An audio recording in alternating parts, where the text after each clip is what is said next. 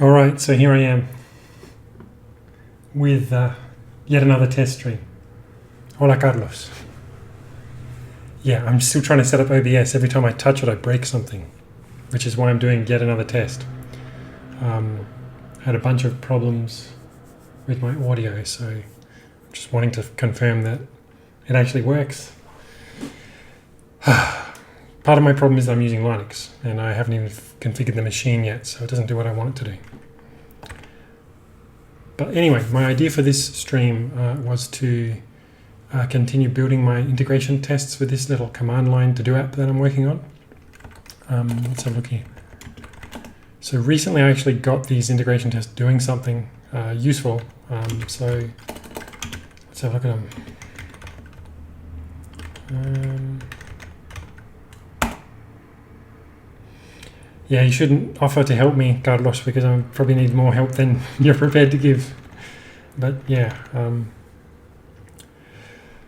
whatever. I'm going to keep testing this stuff out, and we'll see how we go. So basically, what we have now is we have the ability to run these integration tests, and basically, an integration test consists of a folder with a script in it, where you can run commands, you can put comments, and you can do arbitrary operations in the shell. And after each command, we take a snapshot of the file system, and you can see here that the stuff that gets written to the file system is just dumped into these files. And the idea is that because this tool interacts with the file system quite heavily, if we introduce a bug, then we'll see that the output of the tool does not match the snapshot. So, for example, if I run the tests, it tells me everything's great, and if I go in here and modify this file and put crap in here, and then I run the tests, it should tell me that the snapshot doesn't match. So yeah, snapshot does not match because crap was present and we didn't expect it to be. You can also update the snapshots. So when you're sure that the changes are actually desired, that'll refresh what we have in our snapshots on the file system, and then it won't complain about an error anymore. Yeah, so that's the basic pattern for using the snapshots. But what I want to do is I need to be able to track the passage of time. So an example of this would be, if I look here at this file that was created, it basically every time I run these tests, it's going to claim that they ran at this time. And the reason it's going to claim they ran at this time is because I stubbed it to be that way. And you can see that here, set something. I actually can't remember what this is. Where is it? There it is, set system time. So all tests happen to run at this time. And my idea is that I want to be able to write stuff like this and say, okay, like pretend an hour has passed. So that's what I'm going to work on now, basically. And I don't think it'll take too long. So we'll see. So let's uncomment this, which will need to be fixed because there's no tick command. Is there a to-do in here? No. Executable. Right, so basically we're going to have a couple of special cases here. So if the executable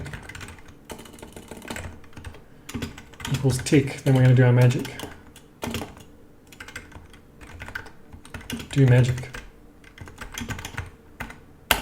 So we should see here in the log output that it says it's going to do magic. Snapshot does not match.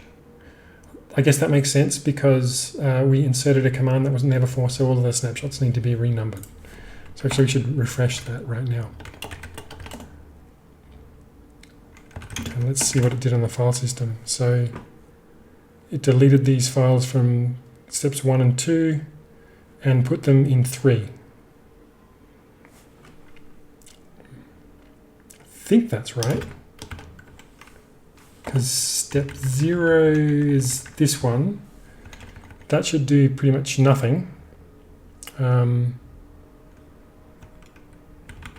So 0 should have nothing in there, or nothing different in there.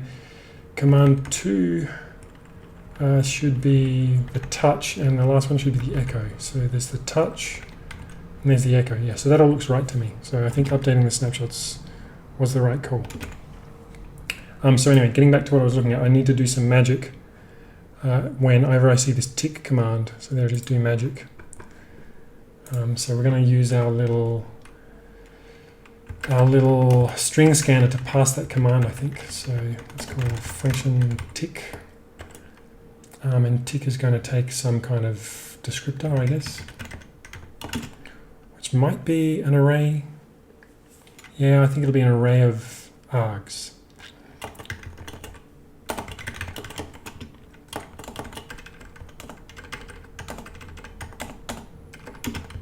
Tick. So instead of doing magic, we're going to call tick with whatever our args are. So let's just prove that that works.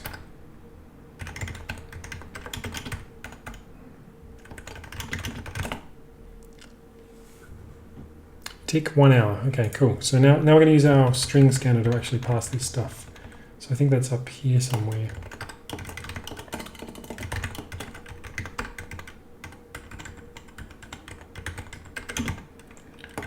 So I guess here I'm going to assume the arguments are well formed, and I'm just going to smash them all back together again. So what I'm going to do is descriptor join, and I'm going to use that to initialize the string scanner. So what does this string scanner do? String scanner. Well, it allows us to scan through the string looking for tokens. And so I guess we expect the format, we want to be able to handle stuff like +1, where H plus, really plus digit, hour, minute, second, day. I think that's kind of ridiculous, but that's enough. And minus of the same. Right, those are the things we want to handle. So I'm just going to get the string scanner up so I can see what methods it's got. I always forget. So we can peek and we can scan. Okay, so I just think all we've really got to do is something like while scanner at end. Well, you're not at the end, we're going to do some scanning. And I guess we're going to cycle through trying to jump either forward or backwards.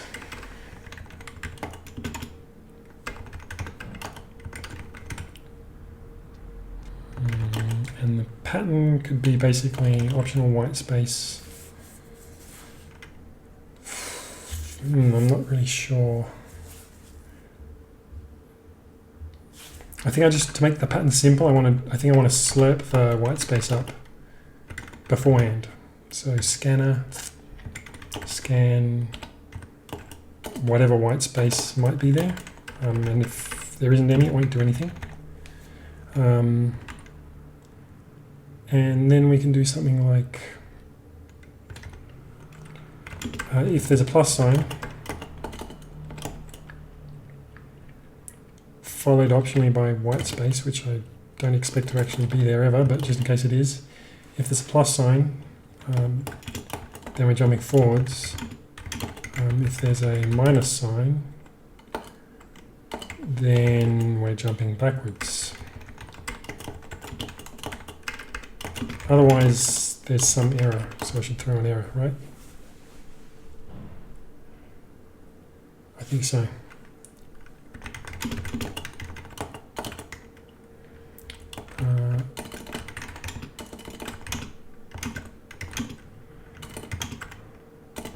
Yeah, I'm able to pass tick arguments, right? And that's pass.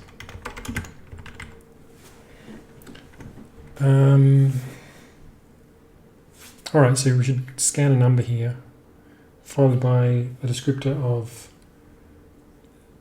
the units.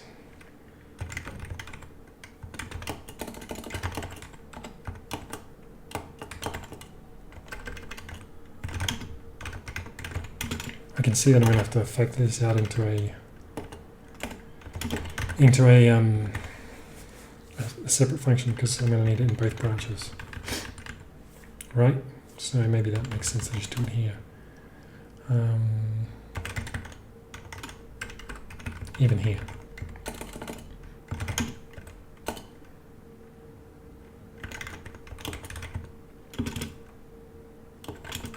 It's a little function that does something. Right, and we'll use it down below.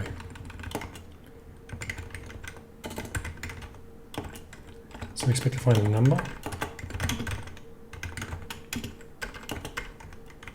If not interval, that's a problem.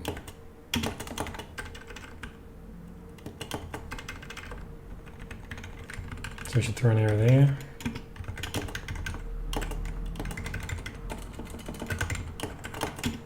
Expected interval. I'm not going to go crazy with the error reporting here. I'm not going to put any context in for what I expected to see, because I don't expect errors here to be very common. So at this point we now expect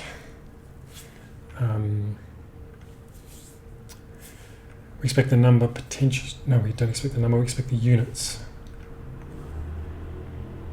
Okay, so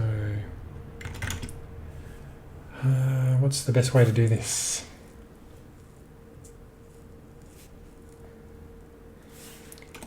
Once again, I guess we could just scan optional white space. And then we expect this to be days, hours, minutes, or seconds. Right? If we don't get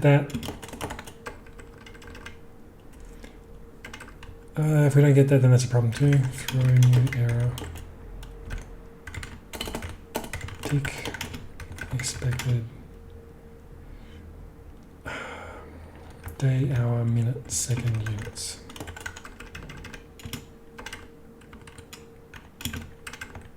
But otherwise, I think we're all good. So we should return this, I think, in milliseconds. Right? So if units equals days, else if units equals hours, minutes or seconds. So if units equals days, we're going to return 86,400 seconds in a day times by 1,000 to turn it into milliseconds times by the actual interval that we had, which should be, we should turn it into a number. What happens if I try to pass int null?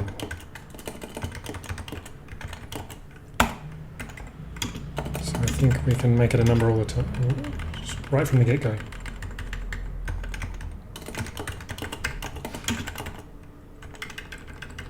So if is not a number, then that's a problem. Argument of type string null, what are you complaining about there?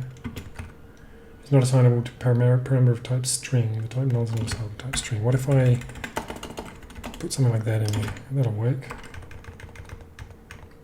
Basically fall back to an empty string. So if we don't get an interval, then that's a problem, but otherwise we know we've got a number. So basically this is going to work, I think. So if the units are hours, that's 3,600 seconds, I think, right? Of course it is. And if it's minutes, then we just want 60 times by that.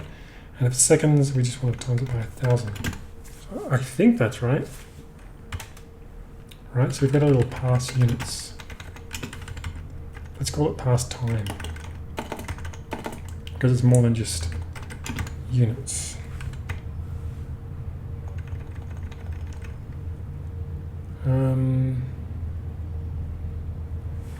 I guess I could kind of roll this plus minus into the function, couldn't I? Pass time, so const sign, I guess, equals Scanner, scan, a plus sign, optionally followed by a white space. So if that works, then sign is 1, positive. Otherwise, if scanner, scan, and a negative sign times by, potentially followed by white space, if that works, then we want a negative sign. Otherwise, we want sign to be 0, just because I want them always to be a number. And then so here, we really just want to multiply by sign, right?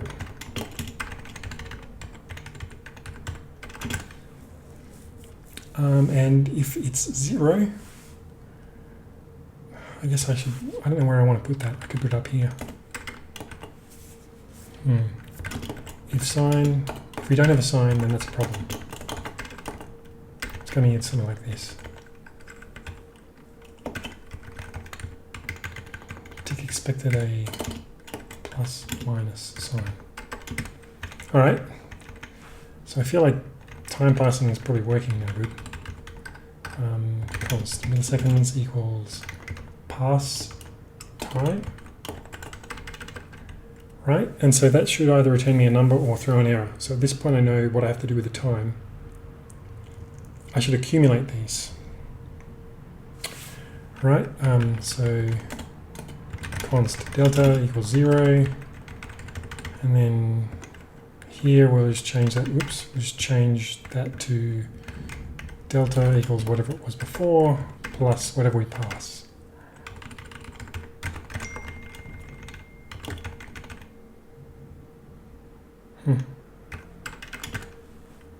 Object possibly undefined, so I guess that makes sense, because we're not definitely returning something.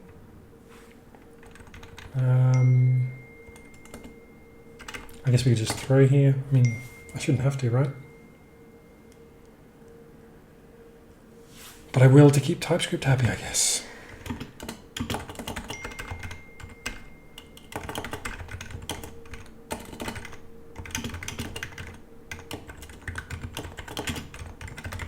Unexpected units.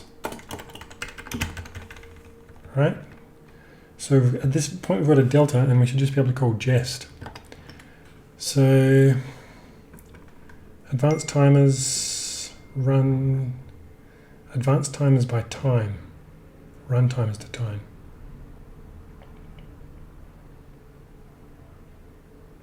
Okay, so I guess this, I mean this is, yeah, this should work. Jest run timers to time.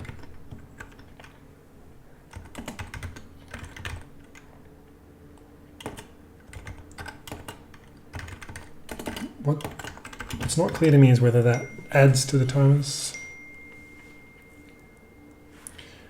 Just give me a sec here, because I've got to respond to something on the phone.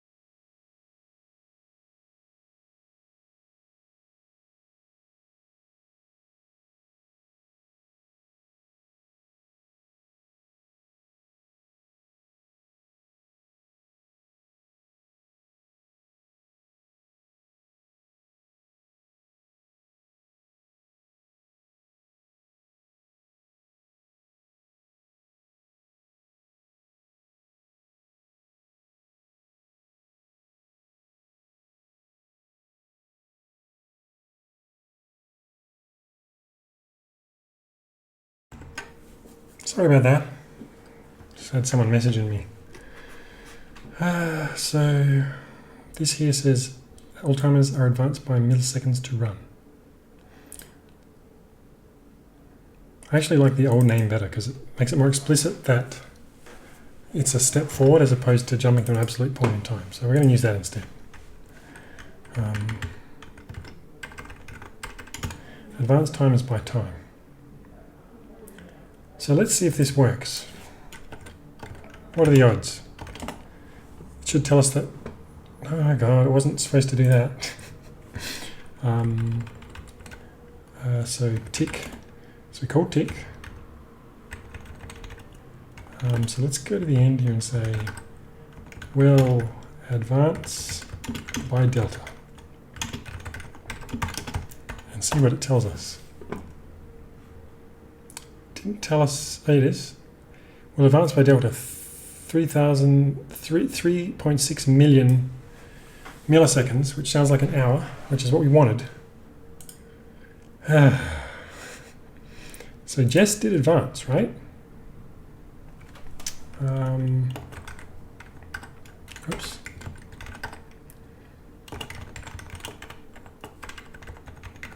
I don't know how good this mock is for Jest. Because if it isn't, that's going to suck. If it isn't good enough. So the time did advance. Okay, so that's good. The time advanced according to Jest. So that means our function works, but something must be getting the time in another way. So what was it? Smoke test that I was doing this in. Okay, no, that actually makes perfect sense because we haven't done anything yet. So we can fake the passage of time. So let's do next add by x. And so now we should see a failure because it should tell us that when there's some stuff missing. So there's a pending task 1840. Let's check that out. So let's have a look at this task. So the first task was created at 1:18, and then we have this additional task that we created at 2:18, and it's called by eggs. Yeah, so that looks perfect. And then of course the subsequent snapshots are also wrong. So I should be able to update this. And then I should be able to run it and see it pass just fine. And I should see some extra stuff in the file system. So these things happen later, so that's why they got deleted. This thing got replaced with a new one that adds the new task. Right, that's that line there. These are the changes we made to the script. These are the actual implementation of the tick function.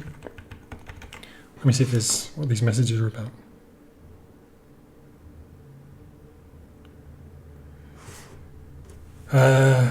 So yeah, those changes all look fine.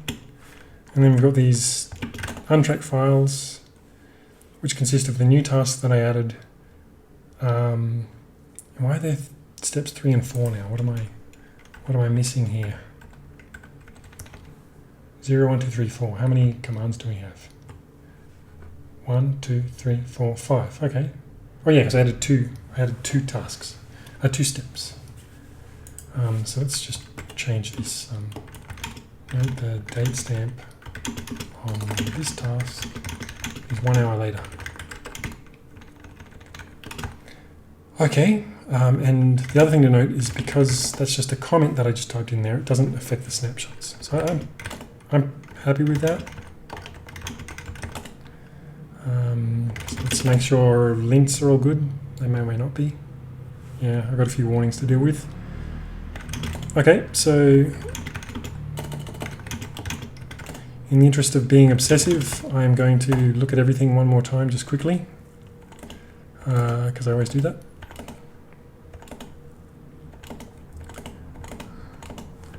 Okay, so this now seems reasonable.